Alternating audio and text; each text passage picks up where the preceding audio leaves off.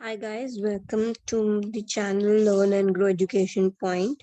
So I hope you guys all are healthy and safe in this pandemic. And so let's start with today's topic, which is demand. So आप सबको पता है demand आपका economics में second chapter है जो अब हम करेंगे। तो डिमांड मतलब क्या होती है? डिमांड, अच्छा मुझे एक बात बताइए, डिमांड और डिजायर आपको क्या लगता है, ये दोनों अलग अलग वर्ड्स हैं या एक ही वर्ड्स है?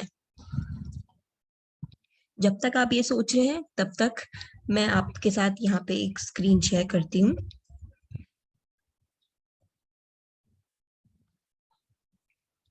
अब आपको मेरी ये स्क्रीन दिख रही है। तो आज हम करेंगे डिमांड। ठीक है, आज हम समझेंगे डिमांड क्या होती है।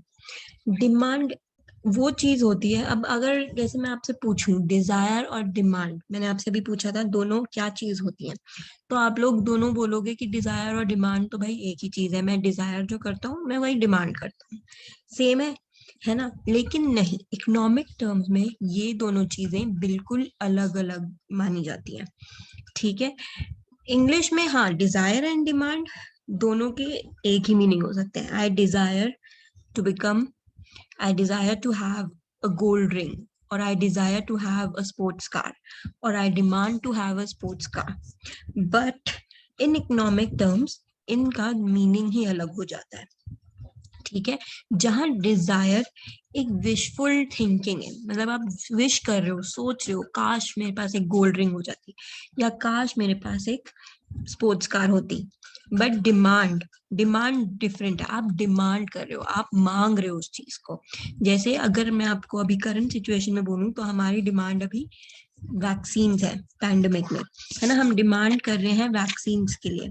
सो डिमांड मतलब जो आप चीज मांग रहे हो उसके लिए आप उतना पैसे भी खर्च करने के लिए तैयार हो, है ना? उस कमोडिटी को पाने के लिए, जिस चीज की भी आपकी डिमांड है उस चीज को पाने के लिए आप पैसे देने को तैयार हो, आप उस चीज पाने के लिए किसी भी हद तक तैयार हो, तो उसको बोलते हैं डिमांड इकोनॉमिक टर्म्स में।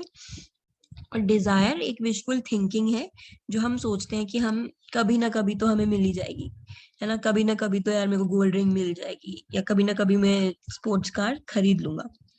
ठीक है, फ्री गुड्स। अच्छा, अब आपको अगर ये दिख रहा है मेरे स्क्रीन पे फ्री गुड्स, अब गुड्स क्या होते हैं? गुड्स होते हैं वो चीज जो हमें मिलती है, जो हम अपने गुड्स एंड सर्विसेज। तो ये आपने 11th क्लास में पढ़ा होगा। तो गुड्स मतलब जो चीज आप खरीद सकते हो, जैसे कि कोई भी थिंग, है ना? कोई भी कमोडिटी आप खरीद सकते हो। और सर्विसेज जो हम सर्विसेज देते हैं, जैसे ब्यूटी पार्लर की सर्विसेज, है ना? टेक्नीशियन की सर्विसेज, ये सर्विसेज है। होम डिलीवरी सर्विसेज, ये सर्विसेज है। बट गुड्स जो हम चीज खरीद रहे हैं, जैसे आप बिस्किट खरीद रहे हो, ब्रेड खरीद रहे हो, आटा खरीद रहे हो, चावल खरीद रहे हो, कार खरीद रहे हो, ये क्या है? ये गुड्स है। और सर्विसेज जो उन गुड्स को आपको देता है उनको सर्विसेज बोलते हैं। अब फ्री गुड्स क्या होते हैं? फ्री गुड्स वो गुड्स होते हैं जो हमें फ्री मिलते हैं नेचर में, जो नेचर में हमें फ्री में मिले, जैसे पानी, है ना? नदियां हमसे, हम अगर पानी पीना चाहे नदियों से हम फ्री में पी सकते हैं ना, वो हमसे पैसे थोड़ी ना लेती हैं। लेती हैं क्या? नहीं ना। तो इस तरह फ्री गुड्स वो गिफ्ट गुड्स होते हैं जो गिफ्ट ऑफ नेचर होते हैं। ठीक है, जैसे कि यहाँ पे मैंने लिखा हुआ है। अब मैंने आपको ये समझाया था कि डिमांड एंड डिजायर का इकोनॉमिक टर्म्स में डिफरेंस क्या है। तो यहाँ देखिए, desire means an idea to have something. It's a visual desire, like I desire to have gold thing और गोल्ड डायमंड रिंग, है ना? एक डिजायर मतलब आप एक सोच है आपकी कि आप, मुझे काश गोल्ड रिंग मिल जाए या एक डायमंड वॉच मिल जाए। डिमांड उल्टा उस एबिलिटी को परचेज करने के लिए, is the desire of things as the ability to purchase that thing. मतलब अगर आप एक उस चीज को खरीदने की औकात रखते हो, हैसियत रखते हो। अगर आपने बोला है मैं लग्जूरियस कार की डिमांड करता हूँ, तो इसका मतलब आपके पास इतने पैसे हैं कि आप वो उस लग्जूरियस कार या स्पोर्ट्स कार को खरीदना चाह रहे हो, है ना? तो डिमांड मतलब ये। डिमांड हमेशा इकोनॉमिक टर्म्स में प्राइस में रिलेटेड होती है। हम हमेशा डिमांड को प्राइस में रिलेट करते हैं इन इकोनॉमिक्स। जैसे कि, अब जैसे कि मैंने यहाँ एक एग्जाम्पल लिखा है, अ शर्ट इज प्राइस्ड एट ₹200। एक शर्ट 200 रुपए की है, ठीक है, तो ऑफ कोर्स पीपल, आप उस समय खरीदोगे, 200 रुपए की शर्ट है तो हर कोई खरीद लेगा, सस्ता है, कैसी है ना, क्वालिटी देखेंगे, क्वांटिटी देखेंगे।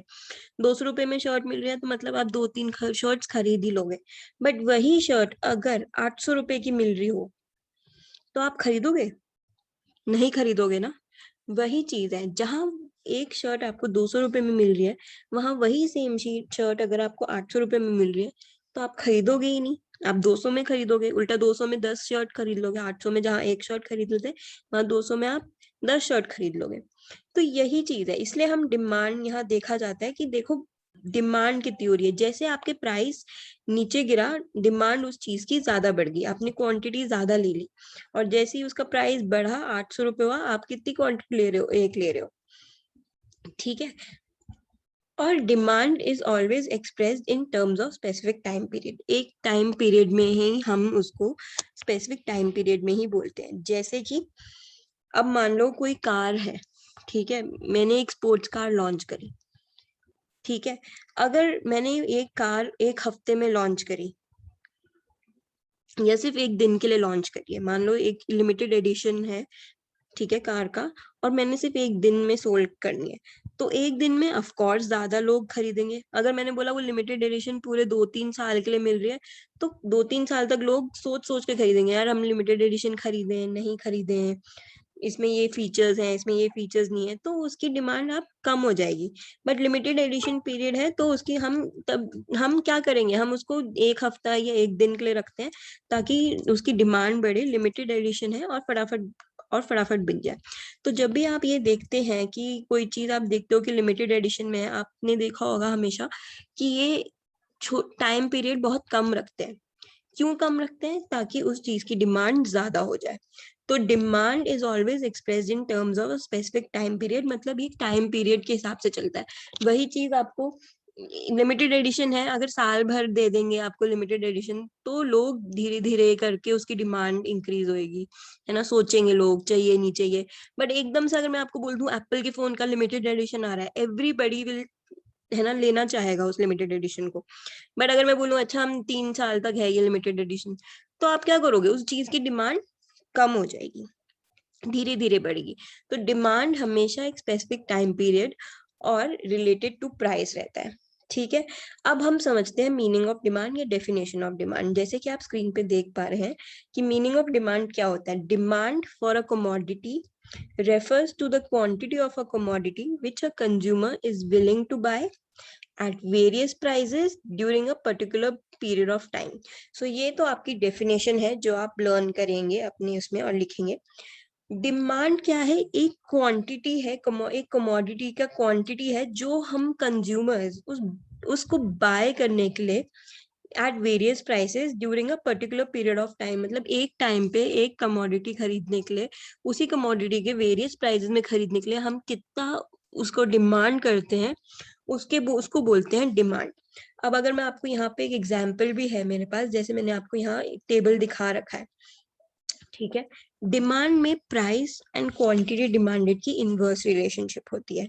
प्राइस एंड क्वांटिटी डिमांडेड की इनवर्स रिलेशनशिप मतलब कि प्राइस जैसे ही इंक्रीज होता है, ठीक है, जहां यहाँ आप देख रहे हो टेबल में प्राइस जैसे ही इंक्रीज हो रहा है, यहाँ मैंने कमोडिटी ली है मैंगोज, हम 100 रुपए में, देखिए प्राइस जैसे जैसे इंक्रीज हो रहा है, 100 से 200, 200 से 300, 300 से 400, वैसे वैसे हम जो डिमांड करते हैं क्वांटिटी ऑफ कमोडिटी वो कम होती जा रही है ना। 100 रुपए में हम 4 किलो आम ले रहे हैं, 200 रुपए में हम 3 किलो आम ले रहे हैं, 300 रुपए में हम 2 किलो आम ले रहे हैं, लेकिन अगर 400 रुपए किलो आम हो गया तो सिर्फ हम 1 किलो ले रहे हैं, है ना।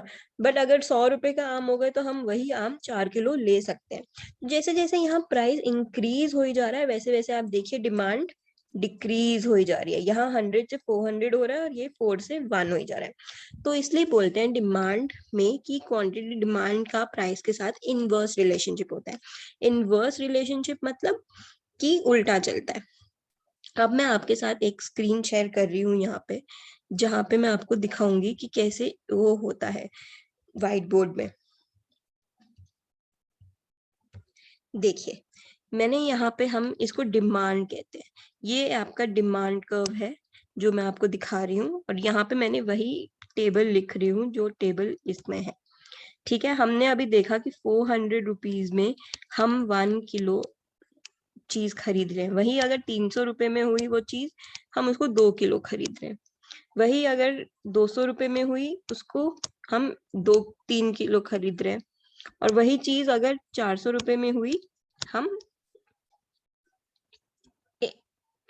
वही चीज हम वही चीज अगर 100 रुपीज में हुई, तो हम उसको 4 किलो खरीद रहे हैं।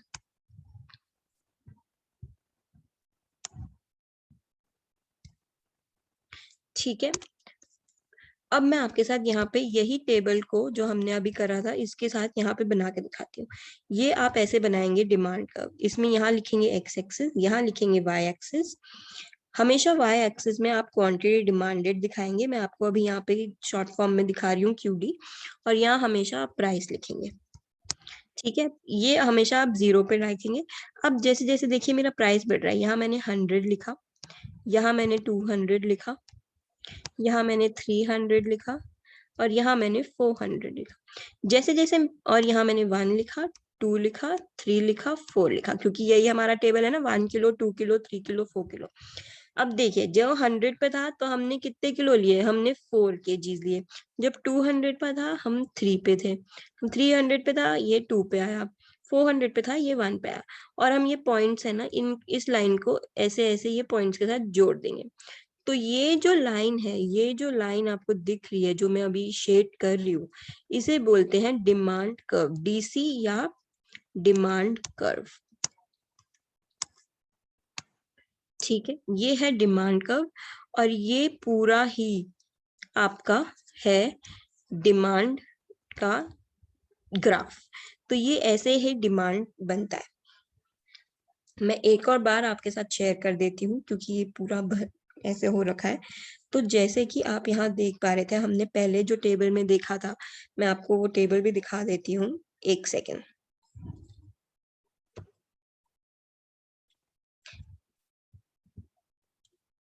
देखिए, ये हमने टेबल देखा था मैंगोज के कमोडिटी, ये 100 रुपीज पे था तो ये 4 किलो पे था, ये 200 रुपीज पे था, ये 3 किलो में था। तो वैसे ही हम इसका डिमांड कर्व कैसे बनाएंगे, इसका डिमांड कर्व यहाँ पे ऐसे बनेगा, जैसे कि आप स्क्रीन पे देख पा रहे हैं। जब वो 400 रुपीज पे प्राइस पे था, तो डिमांड कितनी थी, देखिए डिमांड यहाँ पे 1 पे थी। जब ये 300 के प्राइस पे था, डिमांड कितनी थी, 2 पे थी। जब ये 200 के प्राइस पे था, डिमांड कितनी थी, 3 पे थी। एंड जब ये 400 के प्राइस पे आया तो डिमांड 4 पे थी। 100 के प्राइस पे आया तो डिमांड इस पे थी। तो मतलब जैसे जैसे आपका प्राइस गिर रहा था, आपकी डिमांड बढ़ रही थी। और ये जो लाइन है, जो ब्लू कलर की आपको लाइन दिख रही है, इसे बोलते हैं डिमांड कर्व। ये डिमांड कर्व हमेशा ऐसे स्लांटिंग रहती है, ऐसे ही बनेगी। मैं आपके साथ एक और स्क्रीन यहाँ शेयर करती हूँ। यहाँ पे यही चीज मैं आपको यहाँ बना के दिखाती हूँ फिर से। अगर हम ये डिमांड कर्व, ये मैं टेबल बना रही हूँ, ये हम मैंगोज का टेबल लिखते हैं, प्राइस, एंड ये है QD, कितना क्वांटिटी डिमांडेड है उसी मैंगो का। जब मैंगो का प्राइस 100 रुपीज था तो हमने 4 kg लिया। जब 200 रुपीज था तो हमने 3 kg लिया। जब 300 रुपीज था तो हमने 2 kg लिया। और जब 100 रुपीज था तब हमने,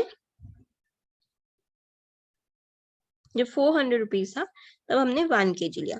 और यही चीज अगर मैं आपको यहाँ पे ग्राफिकल रिप्रेजेंटेशन में दिखाऊं, तो हमेशा आपने ऐसे ग्राफ बनाना है। इसे हमेशा एक्स एक्सिस लिखेंगे, इसे हमेशा वाई एक्सिस लिखेंगे, और यहाँ पे आप 0 बनाएंगे। ये जगह पे आप लिखेंगे प्राइस ऑफ मैंगोज, या जो भी आप जिसका भी एग्जाम्पल देना चाह रहे हैं। ठीक है, और यहाँ आप लिखेंगे QD, मतलब क्वांटिटी डिमांडेड। यहाँ अब मैं आपके साथ यहाँ बना रही हूँ 100, 200, 300 एंड 400। देखिए, जब 100 पे था तो कितना था, 4, और यहाँ 1, 2, 3 एंड 4। तो आपका क्वांटिटी डिमांडेड हमेशा वाई एक्सिस पे लिखा जाएगा, और प्राइस हमेशा एक्स एक्सिस पे लिखा जाएगा। ठीक है, जब 100 पे था तो हमने 4 डिमांड किया था, जब 200 पे था तो हम 3 डिमांड कर रहे थे, जब 300 पे था तो हम 2 डिमांड कर रहे थे, और जब 400 पे था तब हम 1 डिमांड कर रहे थे। और ये जो डॉट्स हैं इनको यहाँ ऐसे ऐसे जोड़ के ये जो लाइन बन रही है इसे बोलते हैं डिमांड कर्व। डी और डी ऐसे लिखेंगे आप, और ये जो लाइन है इसे जो मैं अभी आपके सामने हाईलाइट कर रही हूँ इसे बोलते हैं, डार्क कर रही हूँ, इसे बोलते हैं डिमांड कर्व या शॉर्ट में डीसी। ठीक है, और ये जो पूरा है ग्राफिकल रिप्रेजेंटेशन आपका इस चीज का, ये जो आपको रेड डॉट दिख रहा है मेरा यहाँ पे, ये जो पूरा है इसे ग्राफिकल रिप्रेजेंटेशन बोलते हैं ऑफ डिमांड कर्व। ये आपको बना के दिखाना पड़ेगा जब भी कोई क्वेश्चन आता है, what do you mean by demand और what do you mean, what is the meaning of demand curve, तो आप ये ग्राफिकल टेबल और ये ग्राफिकल रिप्रेजेंटेशन समझा के उनको बताएंगे कि as and when the price of a commodity increases, the demand of that same commodity starts decreasing. Okay जैसे जैसे प्राइस बढ़ जा रहा है आप देख रहे हैं वैसे वैसे आपका क्वांटिटी डिमांडेड घट ही जा रहा है। जहां प्राइस 400 पे था मैक्सिमम में था, आपने क्वांटिटी डिमांडेड बिल्कुल लो पे है, तो इसलिए आप इसमें ऐसा भी लिख सकते हैं कि प्राइस इंक्रीजेस, डिमांड डिक्रीजेस। ठीक है, तो इस चीज को बोलते हैं inverse relationship. And vice versa, vice versa मतलब कि जैसे ही उल्टा अगर होएगा, अगर प्राइस इंक्रीज होगा तो डिमांड डिक्रीज होएगा, अगर प्राइस डिक्रीज होएगा तो डिमांड इंक्रीज होएगा। ये चीज को आपको हमेशा याद रखनी है डिमांड के चैप्टर में। यही है डिमांड, यही है आपका डिमांड। बस यही इतनी चीज आप याद रख लेंगे तो यही चीज आपको डिमांड में काम आएगी। तो आपके साथ मैं अब फ्री ये अपना स्क्रीन फिर से शेयर करती हूँ यहाँ पे जहाँ पे हमने ये लिखा था, यही है डिमांड। ठीक है, और अब आपको अगर कुछ समझ ना आए तो आप मुझसे पूछ सकते हैं मेरे चैनल पे कमेंट करके या कुछ पूछ के। एंड तो आपको आज डिमांड चैप्टर हमने करा, आज हमने करा डिमांड, उसका मीनिंग, उसका ग्राफिकल रिप्रेजेंटेशन एंड उसका टेबल, कि कैसे डिमांड का मतलब क्या है, डिजायर का मतलब क्या है और ये क्या है। तो आज आई होप आपको ये समझ आया आज जो हमने करा। हम धीरे धीरे ये चैप्टर में आगे बढ़ेंगे। आज आपको मैं सिर्फ डिमांड समझाऊंगी, तो हम धीरे धीरे डिमांड करेंगे, उसके बाद हम कल करेंगे टाइप्स ऑफ डिमांड। तो आज अगर आपको इतना समझ आ गया, आज आप इसकी रिवाइज करिएगा। एंड अगर आपको अच्छा लगा मेरा पढ़ाना तो आप इसको लाइक शेयर या सब्सक्राइब भी कर सकते हैं, किसी के साथ शेयर भी कर सकते हैं। एंड आप प्लीज सेफ रहिए, पढ़ते रहिए, नॉलेज गेन करते रहिए एंड दूसरों की मदद करते रहिए। And I hope everybody is safe and sound. Thank you very much and मिलते हैं अगली वीडियो में। Thank you so much guys.